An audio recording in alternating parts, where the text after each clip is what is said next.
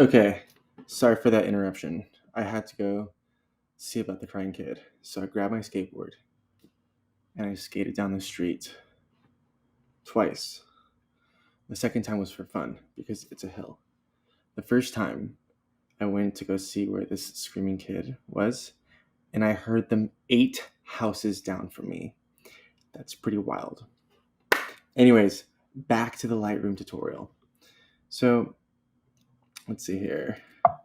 We have some pictures here. And what I want you guys to do is go through your camera roll like this in your library, and then going through the film strip down here. And I want you guys to rate your pictures. Use the up and down bracket to give them stars. Like you can see here. Like you can give a total of 5 stars or no stars. And look, it's the bracket keys. These ones.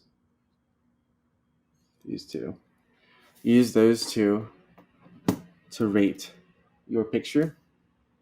Or you can also do the letter P for flagging it as a pick, and then U unflags that choice.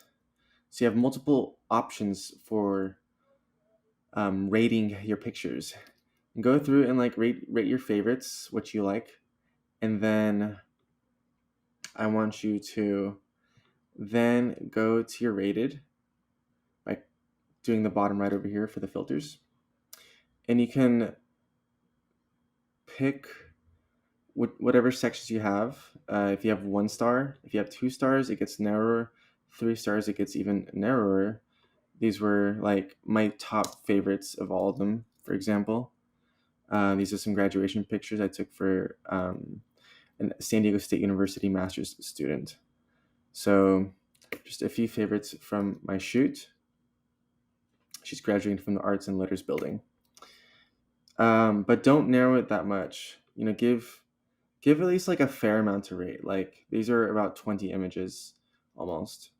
And these are like your 20 best pictures, for example.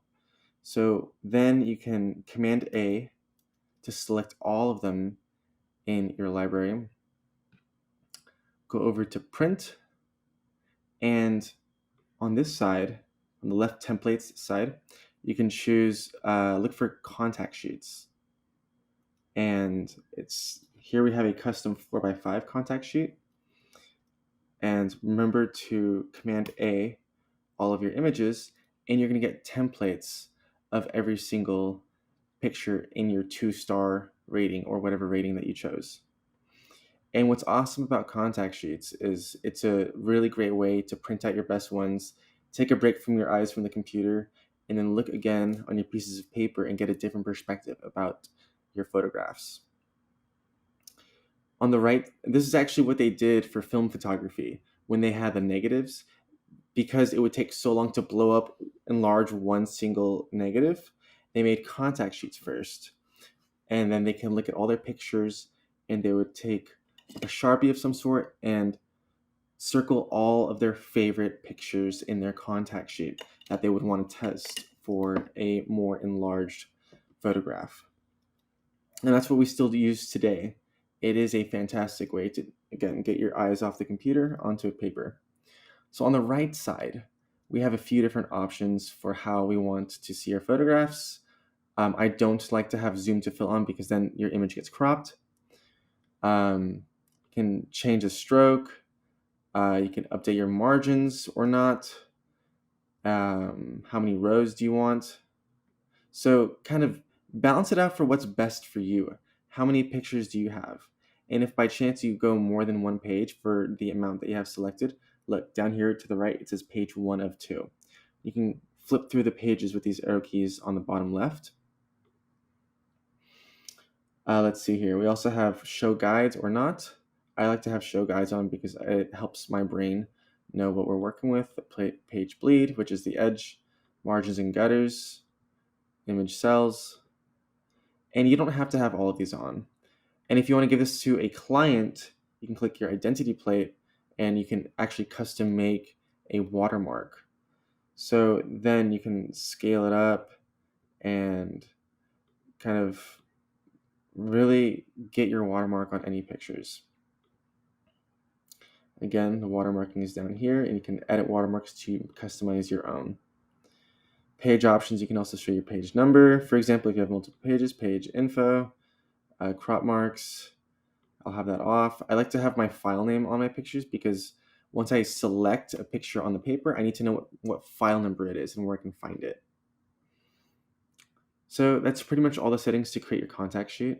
So next we have two options, print or printer. I'm still in European settings, paper A4 over here on the top left. If you need to change that, click page setup and paper size, where are we at? USA 8.5 by 11 and click OK, and that readjusts for your paper size. Lastly, we have two different options.